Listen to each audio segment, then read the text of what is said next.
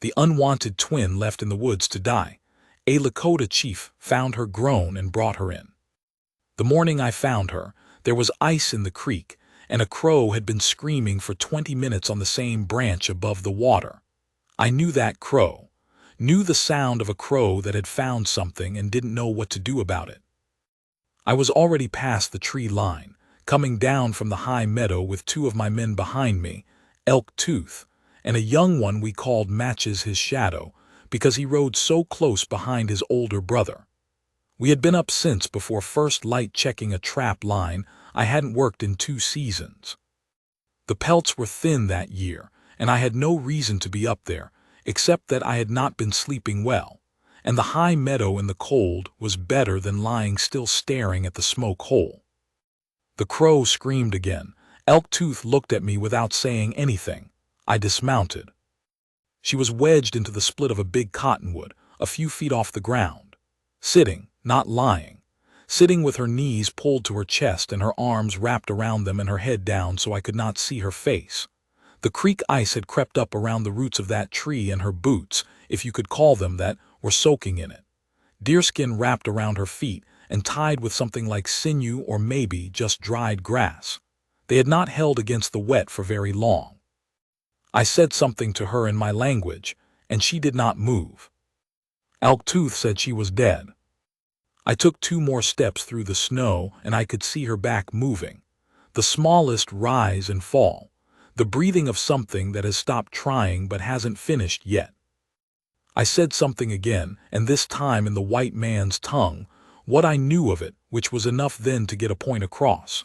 I asked her if she could stand. She lifted her head.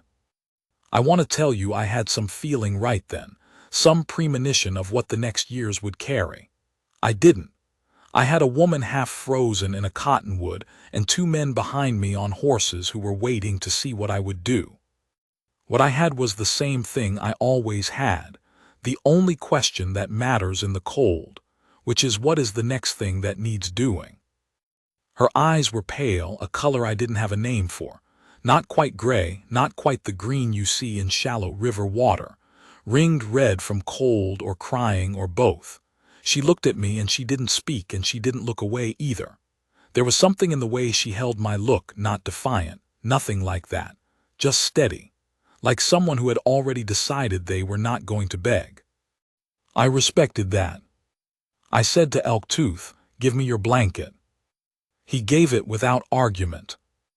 I wrapped it around her and I lifted her out of that tree the way you'd lift a calf that had gone down in the cold, one arm under her knees, one across her back. She weighed almost nothing. I could feel her ribs through the blanket and her body shaking and her jaw set hard against the shaking, the way people clench their teeth when they are too proud to let you see how bad it is. I put her across my horse in front of me, and we rode back to camp. My name, the name my father gave me, is the kind of name that takes too long to say in English and doesn't come out right anyway. The white traders called me Standing Hawk.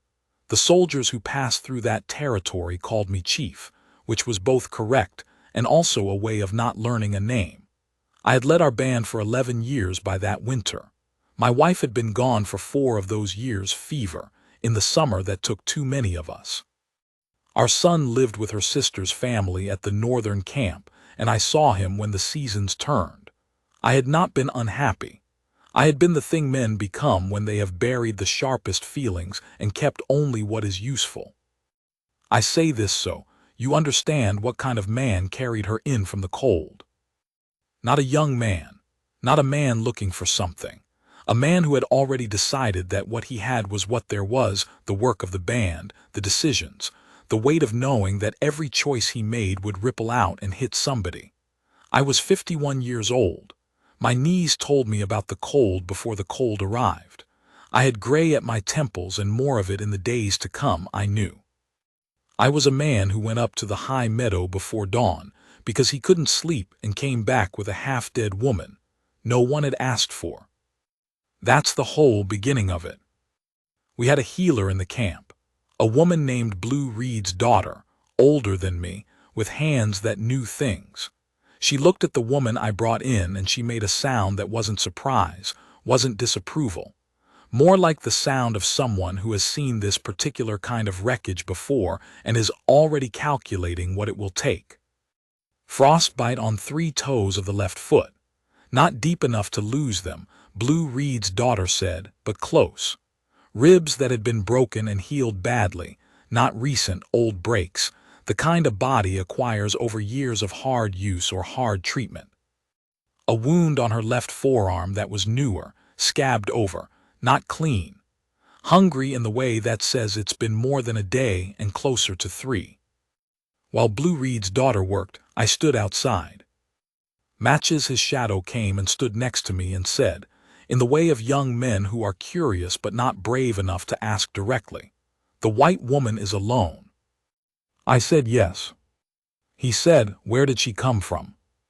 I said, "I don't know yet." He thought about that and then said, "Are we keeping her?" I didn't answer him, not because I didn't have an answer, but because the answer was already obvious and I didn't see the need to announce it. I had carried her in out of the cold. She was being treated. What did he think came next? He was young. He didn't know yet that some decisions announce themselves in the act. Her name, she told me 2 days later when she could sit up and hold a cup of broth with both hands, her name was Marin. Marin Alcott. She said it like she wasn't sure she still had a right to it. She was 26 years old. I learned what I'm going to tell you now in pieces, not all at once, over days and then weeks as she recovered, and as we came to find we could talk. Not easily, not at first. The talking between us was slow the way any 2 people are slow with each other when they don't have all the same words and they have learned to be cautious. But she needed to tell it. I could see that. It was the kind of story that had been pressing on the inside of her for a long time. And when she started, I didn't interrupt, and I didn't ask questions, and she got through it. She had been born a twin. Her and a brother, a boy who came first and came out healthy, and Marin came second and was smaller and the wrong kind of quiet at the start, the kind of quiet that made the midwife's face do something the mother caught, and the father caught too. Her father was a hard man, a homesteader 3 days east of where I found her, a man who had scratched a life out of that ground through sheer stubbornness, and not much else, and who had decided before that night was over that 2 mouths was one too many, and the weaker one was not worth the feed it would take. He had carried her out himself. Into the woods, January, a cold year, set her down at the base of a tree and walked back. She did not die. She told this part plainly, not like it was something terrible, or maybe she had told herself for so long that it wasn't that the telling had worn the edges smooth. She didn't die because a Métis woman named Colette, who had been following the tree line back to her cabin 2 miles away, found a bundle that was making noise and brought it home. Colette raised her. For 17 years out in that cabin, just the 2 of them after Colette's husband went down to a lung sickness when Marin was 3. Colette had shown her everything she knew. How to read weather, how to tan a hide, how to set a snare and clean a wound, and read a little, in English and some French. How to be quiet when quiet was safer, how to be stubborn when stubborn was all you had. Colette had died the previous spring. Chest, same as the husband. Marin had buried her and stayed in the cabin through the summer and into the fall, and then the man who owned the land, or claimed to, papers she didn't know anything about, had come with 2 other men and told her she had 30 days. 30 days had passed, and she had nowhere. She had walked for 3 days when the cold came down hard, and she had gotten into that cottonwood and pulled her knees up and waited to see what would happen. I listened to all of this. When she finished, there was a long silence, and then she said, and I remember the exact words she said, "I don't expect anything. I want you to know that. I don't expect you to keep feeding me once I'm able to walk." I looked at her for a moment. Then I said, "You are able to walk now." She looked at her feet. The toes were wrapped, still tender. I said mostly, "You could hobble." She looked up, and there was something that almost became a smile, and then didn't quite. I said, "Stay until the snow breaks. After that we'll see." The snow did not break for 6 more weeks. In those 6 weeks, she made herself useful in a way that was not the desperate usefulness of someone trying to justify their presence. She was not frantic about it. She just had a quality. I saw it early, and I came to understand it better over time. She had a quality of finding the next task that needed doing and doing it. Not asking if it was hers to do. Not performing work so someone would see it, just doing it. She learned the names of things in my language faster than I expected. She had a way of repeating a word under her breath 2 or 3 times after she heard it, like she was memorizing it in her mouth, not just her ears. Within a week, she could handle the morning water without being pointed anywhere. Within 2 weeks, she could carry on a short conversation with Blue Reed's daughter, who had initially regarded her with the particular cool attention that woman gave to anything she hadn't decided about yet. The day Blue Reed's daughter called her by her name instead of the white woman, that was a day. I noticed it. I didn't say anything about it, but I noticed. There were men in the camp who thought I had made a mistake. I knew this without them saying it to me directly, because in a band that has lived together through lean years and hard ones, the feeling of the people comes to a chief through other channels, the way a fire tells you about wind. 2 of my older men, brothers, had fought the Alcott type all their lives and carried that as a permanent injury. They were not wrong to carry it. The Alcott type had taken plenty from us and from people before us, and the wounds were real and not settled. But they came to me separately, and what they said to me separately amounted to the same thing. This will make trouble. I listened to both of them fully. That is what you owe a man who comes to you with a concern. You owe him your full attention while he is saying his piece. Then I told them both what I'll tell you now. She came out of those same woods the same as we did. She was set down in the cold by someone who decided she wasn't worth keeping, same as we had been set down by people who decided we weren't worth the land beneath our feet. The woman who raised her was one of ours, half ours anyway. Matey's blood is kin to this blood, and she had not asked me for a thing except to be left alone to die in peace, which I had declined to honor. The older of the 2 brothers said, "You feel something for this woman." I said, "I feel something for anyone I carry out of the cold with my own hands. That is not the same as what you are saying." He looked at me for a long moment, then he nodded. He didn't agree entirely, but he understood that the decision had been made. That's the other thing that comes with this work. People can disagree with your decision and honor it anyway, and the ones who do that are the ones worth keeping. The snow broke in late March. She did not leave. I hadn't expected her to, but I want to be honest about it.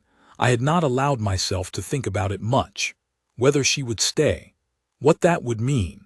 I was the kind of man who had disciplined himself out of thinking too far ahead on personal matters, because personal hope has its own kind of weight, and I had gotten careful with what I let myself carry. What happened was this.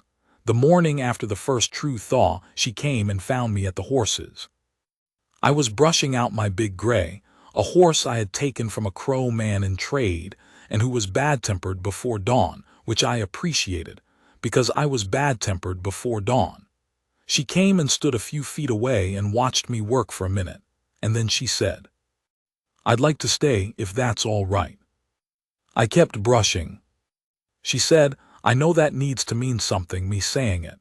I know it can't just be," she paused and chose the word carefully, "convenient, for either of us." I looked at her over the horse's back. I said, "You know how to work horses." She said, "I know enough." I handed her the other brush. That was the whole conversation, but it was not a small conversation. We both knew that. The warm months were where I came to know her. I say that carefully because knowing a person is not one thing. There is the knowing that comes from living in the same space and seeing how someone moves in a morning, what they do when something breaks, whether they can sit still in silence or whether silence makes them uneasy. There is the knowing that comes from watching someone be tested. There is the knowing that comes from what they do when they think no one is watching. She was good with horses, as it turned out, more than enough. She had a patience with them that reminded me of old men I had known, the patience of someone who does not feel the need to win a contest. The gray took to her in about a week, which was faster than the gray had taken to anyone, including me. She was not afraid of work. The specific heavy work, hauling, cutting, anything that required full effort, she did without announcing she was doing it. Some people want you to see the effort. She didn't. She was cautious with the children at first, which told me something about her. Not afraid of them. Cautious. Like she was not sure what she had the right to be to them. But children decide these things for themselves, and within a month of the thaw, the younger ones had incorporated her into their world in the way children do, completely and without conditions, and she let them without any of the performance adults usually put on around children they are trying to impress. I watched all of this. I am a chief. Watching is most of the job. What I saw was a woman who did not perform. That sounds like a simple thing, but it is not. There are not many people who don't perform, who are the same in every situation, who do not become different when they think they are being seen. She was the same brushing out the gray alone at dawn as she was sitting at a fire with people around her. That sameness, I trusted it. What I did not let myself dwell on for a long time that summer was the fact that I looked for her when I came back to camp in the evenings, that I knew when she had been somewhere and gone, that the gray in my hair still bothered me, and it hadn't bothered me since my wife died. These things I filed somewhere I did not visit. It was Elk Tooth who made me stop filing. Elk Tooth was my age, give or take, and had been my right hand since before I was chief. He had a wife he loved and 3 sons, and a quietness that was not the quietness of a man with nothing to say, but the quietness of a man who only says things when they matter. He had a patience with my silences that I had never entirely deserved. Late summer, we were out checking the pastures past the creek where the best grass ran into the early fall, just the 2 of us. He was quiet for a long time as we rode, and then he said, without looking at me, "Marin has been teaching the older girls to work sinew the way the Métis woman taught her." I said, "I know." He said, "Blue Reed's daughter says she has her own way with wounds, said she'd learned it right." I said, "I know that too." He was quiet a little longer. Then he said, "Do you know she asked me last week whether she would be welcome to stay through the winter?" I looked at him. He said, "She didn't ask you, she asked me." I said, "Why did she ask you?" He said, "Because she didn't want you to feel obligated. She told me that directly. She said she didn't want you to say yes because you brought her in and felt responsible." I turned that over. He said, and his voice had in it the very careful quality of a man about to say something he has been choosing for a while, "You feel responsible because you brought her in. But that is not all of what you feel, and she knows that, and she is too careful of you to make it a burden." I didn't say anything. He said, "I am telling you this because someone should." We rode back in silence, not a bad silence. I went to find her that evening. She was at the edge of camp, east side, sitting on a flat rock above the creek where the bank was high enough to see the plains before the light went. She was sitting with her back to the camp, and I knew she had come here enough evenings to know this rock, this view, this particular piece of quiet. I sat next to her. We watched the last light come off the grass, that color that only happens in late summer when everything has gone a little gold and dry, and the sky is still that deep blue above the western edge. We didn't speak for a while, long enough that the first stars showed. Then I said, "Elk Tooth told me what you asked him." She was still, didn't look at me. I said, "You should have asked me." She said, quietly, "I didn't want to put you in a place where you felt you had to say a certain thing." I said, "I know, that's why I'm bringing it up." She turned and looked at me then. The light was low enough that I couldn't read everything in her face, but she wasn't hiding anything. I said, "You're staying." She held my look for a long moment, then she said, "You're sure?" I said, I carried you out of that cottonwood with my own hands. You think I've spent 8 months deciding I made the wrong call?" Something in her face moved. Not tears. Nothing that fragile. It was something harder than tears. It was the face of someone who has held a door shut for a very long time and has just decided they don't need to hold it anymore. The breath she let out was long and almost quiet, and she looked back at the plane. She said, "No, I didn't think that." We sat there until it was dark. I will tell you something now that I didn't tell Elk Tooth or my sons or anyone in the band, though I suspect Blue Reed's daughter knew it the way she knew most things.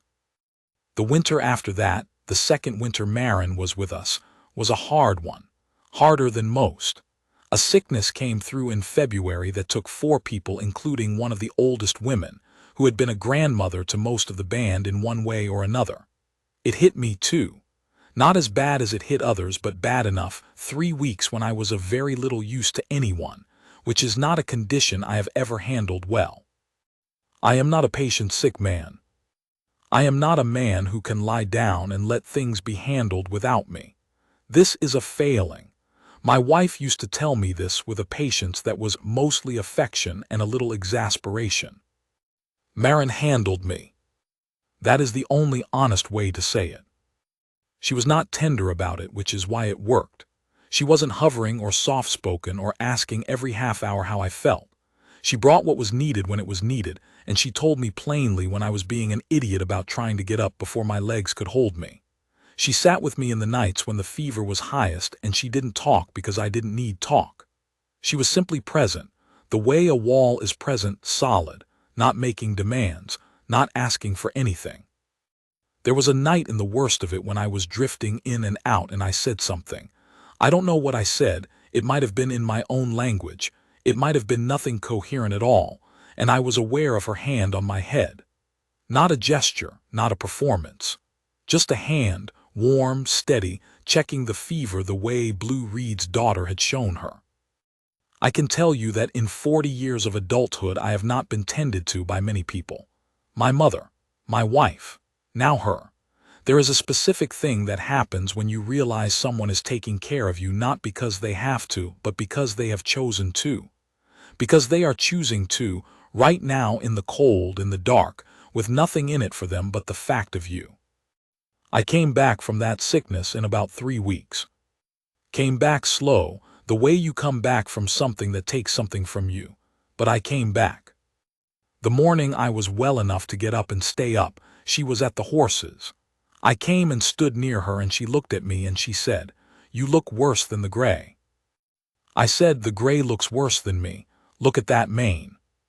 She did the thing she sometimes did.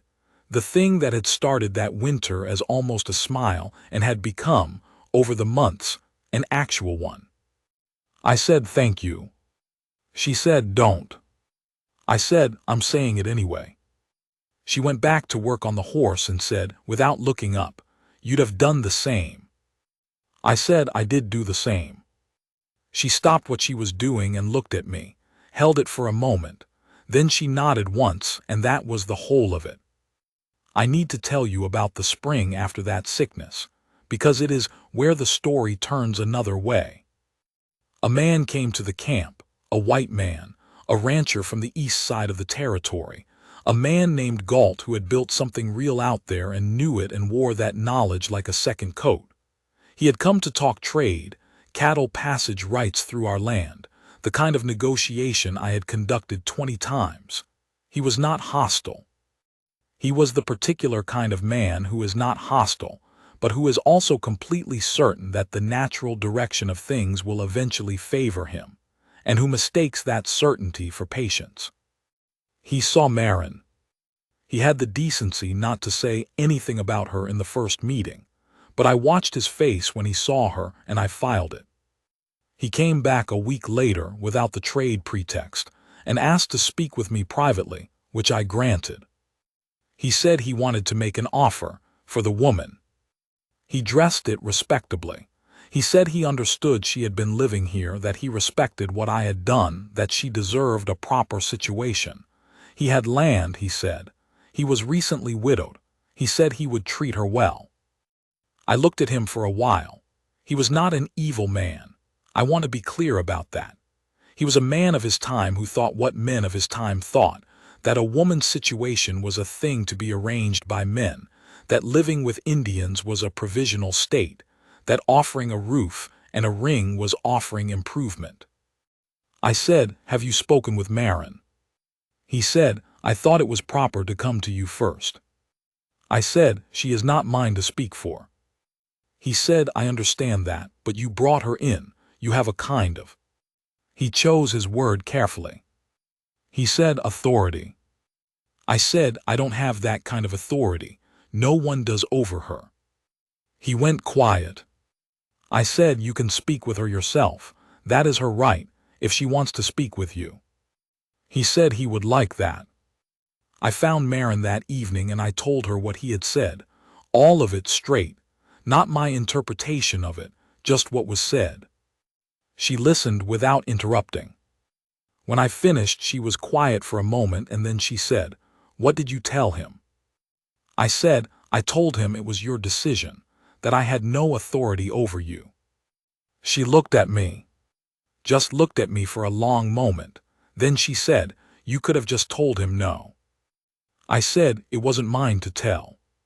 She said, "I know, but you could have." She was saying something else in those words. I heard it. I didn't grab it, I let it sit there between us. She said, "I don't want to speak with him." I said, "All right." She said, "Tell him." I said, "I will." She turned and started to walk away, and then she stopped. And I think she had been turning this over for a while and had decided to say it, and she said, "You have more authority over me than any man I've ever known, and you've never once used it. That means something to me. That's all I want to say." Then she walked. I stood there in the late light, and I was 53 years old, and there was a weight that had been sitting on my chest that I had not named until just then when it moved. I told Galt the next morning that Marin did not wish to speak with him. He took it with the grace of a man who has more options than this one, and he rode out, and we concluded the trade business by letter, and that was the end of him in this story. But it was not the end of the kind of trouble he represented. That fall, word came that the territory's new land agent, a man nobody out here had asked for and everybody had gotten, had decided to take a formal accounting of who was on whose land and who had papers. Not a new game. We had played it before. But this round had a specific edge to it because the agent, a man named Clary, had heard about the white woman living in the Lakota camp and had decided this was a situation that required his attention. He came with a deputy and he came official, with papers, which means he came believing papers were armor. I met him at the edge of camp with Elk Tooth on one side and my son, who had come south to ride with us that fall, on the other. Clary said his piece. He said he had reports of a white woman held against her will. He said he was required by his office to investigate. He said he needed to speak with the woman. He had a particular way of using the word required that was meant to close the conversation before it opened. I said, "Nothing here is against anyone's will." He said he needed to verify that. I said, "Then verify it." I sent for Marin. She came across the camp without hurrying, and she stopped a few feet from Clary, and she looked at him with those pale river water eyes, and she said, "What do you need from me?" He said he was there to ensure she was free to go if she wished. She said, "I'm free to go anywhere I like. I don't wish to go anywhere." He said he needed to understand her. He used the word arrangement. She said, "I live here. I work here. I make my own decisions. Is that the arrangement you need to understand?" He tried a different angle, sympathy, concern, the implication that her judgment might not be entirely her own given her circumstances. She said, and her voice did not change in temperature, but it got very precise, she said, "The man standing behind me carried me out of the woods when I was half dead because no one else was going to. He has not once told me what I could or couldn't do or who I could or couldn't speak with. He just fed me and gave me work and let me make my own way. I have been more free in this camp than I was in any white settlement I passed through getting here. So if you're asking me whether I need to be rescued from this place, the answer is no. And if you come back here again with that question, I will have the same answer." Clary looked at her for a long moment. Then he looked at me. I looked back. He thanked her formally for her time. He told the deputy they were leaving. He rode out without looking back. My son said quietly beside me, "She's worth keeping." I said, "I know. I have said I am not a man who performed things. I will say she was the same." What happened between us over the next season was not a declaration. It was not a scene. It was the slow and accumulated weight of two people who had been circling the same place for a long time and had finally stopped pretending they weren't. The first thing was a night in early winter. We had been sitting at the fire, just the two of us. The rest of the camp quieted down, and she had been repairing something, some piece of tack. I don't remember. And she looked up at me at some point with a question in her face that wasn't quite a question. More like she was checking something. I looked back at her and I didn't look away, which meant something. And she held it for a moment, and then she put down the tack and she moved and sat beside me rather than across from me. That was the first thing. The second was a few weeks later. We had ridden out to check the pastures together, the two of us this time, and coming back in the late afternoon, she rode close enough that our horses were shoulder to shoulder, and she said nothing at all. I said nothing either. We rode back that way all the way to camp. That was the second thing. There was not a third thing in that sequence. There was the morning she found me at the Gray, and she came and stood beside me, shoulder to shoulder the way we'd ridden, and she said, "I have been trying to find the right thing to say to you." I kept my hands on the horse. She said, "I don't think there is a right thing, so I'm going to say the true thing instead." I waited. She said, "I want to stay, not the same way I wanted to stay before. I want to stay because you're here, and I think you know that. And I think you've been careful about it because of," she searched for the word, "because of how it looks, because of the trouble it might bring." I said, "It will bring trouble." She said, "I know." I said, "It already has and it will again." She said, "I know that too." I turned and looked at her, really looked. She was 30 years old by then, and she had a scar on her chin that she'd gotten the previous fall when a horse put her down hard, and she wore it plain as anything. Her hair was different than when I'd found her, not arranged the way white women arranged it, but braided the way she'd learned from Blue Reed's daughter, practical and neat. She had the kind of face that was not soft and was not pretty in the way people sell pretty, but it was a face that had been through something and come out still looking straight ahead. I had been looking at that face for 4 years, and I had not tired of it for a single day. I said, "I know what you're saying." She said, "Do you feel the same?" I said, "You know I do." She nodded once. Her jaw set a little, not tight, just set, like someone who has made a decision and is standing in it. She said, "Then that's all that needs to be said." She put her hand on my arm, not a dramatic gesture, not a long one. Just for a moment, her hand on my arm, looking at me with something open in her face that she had kept closed a long time. Something that said, "I see you. This man, right here, this particular man with the gray at his temples and the bad knee and the weight he carries. I see him and I'm not going anywhere." I put my hand over hers. I will not tell you that it was easy after that. I will not lie to you about that. There were people who never made peace with it. Galt's kind didn't go away. Clary was replaced by a man worse than Clary. There were seasons that were hard in the way that seasons on that land have always been hard. Late snow, bad grass, the slow grinding pressure of a world that wanted us to be a smaller version of what we were. My son took time to find his footing with it, as sons do. He came around because he is the kind of man who watches carefully and makes up his mind on evidence, and the evidence was in front of him every day. The people of the band, most of them, came around in the way that communities come around. which is not with speeches but with the slow, ordinary accretion of everyday respect. Marin had put enough days in and done enough work, and been the same person every one of those days that the question of what she was to me became secondary to the question of who she was to them. And who she was to them was the woman who knew where the medicines were kept, and how the horses ran, and which children needed watching, and how to sit in a hard meeting without blinking.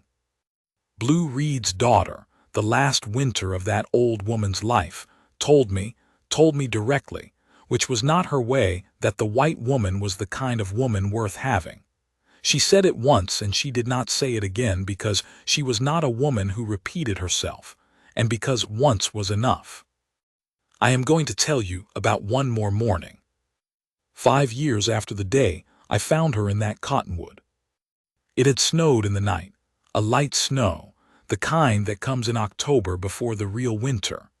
The camp was still quiet, and the horses were breathing slow clouds of steam into the cold, and the plains were white all the way to where the sky started. I was at the gray. Marin was already there before me, which I had gotten used to. She had a quality of being at the horses before I expected to find anyone there. The gray was awake and calm, eating from her hand. She had already started brushing him out on one side, and she handed me the other brush without looking up. We worked on each side of the horse in the quiet. After a while she said, "I've been thinking about something." I said, "What?" She said, "That crow, the one that was screaming in the tree above the creek." I had not thought about that crow in a long time. I said, "What about it?" She said, "I think about it sometimes, that it was just doing what crows do, making noise about something they didn't understand, and that was the thing that told you to come look." I said, "That's true." She said, "So a crow I'll never know, screaming about nothing, in a tree I'll never see again, is the whole reason any of this happened." I thought about that.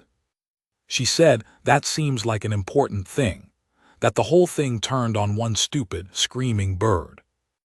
I said, "Or it turned on the man who knew the difference between a crow screaming at nothing and a crow screaming at something." She was quiet for a moment.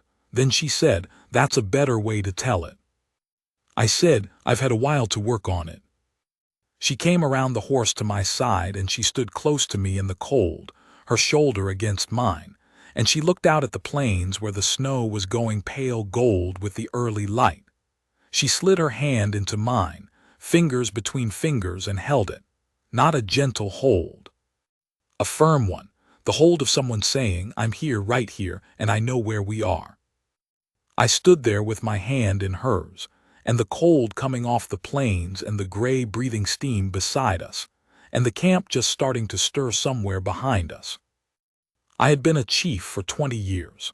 I had made decisions that cost things and decisions that gained things, and I had buried people, and I had kept people, and I had stood in front of men who wanted to reduce us to something smaller than we were, and I had not let them.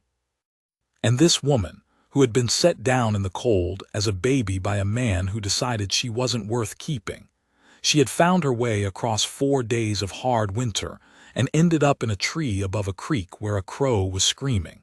And I had happened to know that crow. And here we were. My whole life I have believed that a man is what he does in the moment that asks something of him. Not what he plans, not what he says, not what he is remembered for. What he does in the moment that asks. The moment that asked me was a crow above a frozen creek, and a woman no one wanted. What I did was get off my horse. The rest is standing beside her on a cold morning with my hand in hers, looking out at all that open country, with the kind of quiet that comes after the hard thing has been done and has held. That's the whole of it.